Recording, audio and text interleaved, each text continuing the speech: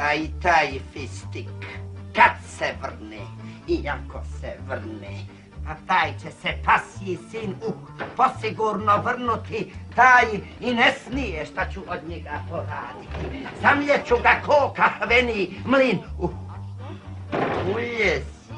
Uljezi već jednom, hojrate.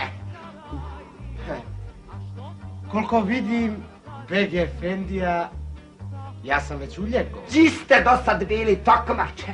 Zar ti kontaš da smo Kaduna moja i ja, naš vudjud i naše damare skolobesali na drumu? Ne kontam. Ti se još prdaš, ko da nisi ništa kriv.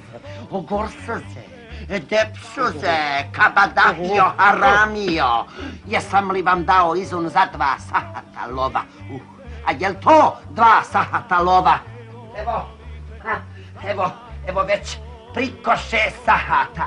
Gdje ste bili? Gdje je moj hajdica? Beg Efendija, nemojte se cikirat, naudit će vam. Evo, 2 smo sahata išli tamo. Onda smo 2 sahata išli vamo. Pa smo onda opet 2 sahata išli tamo. Pa smo onda opet, eto, kad zbereš 2 sahata. Peke. Dobro, ukoliko ste sa Bahilden pošli na put? Oko 9 sahata i 45 dekika. Beg Efendija. Moja sam li ja poštanska raba? Sektar!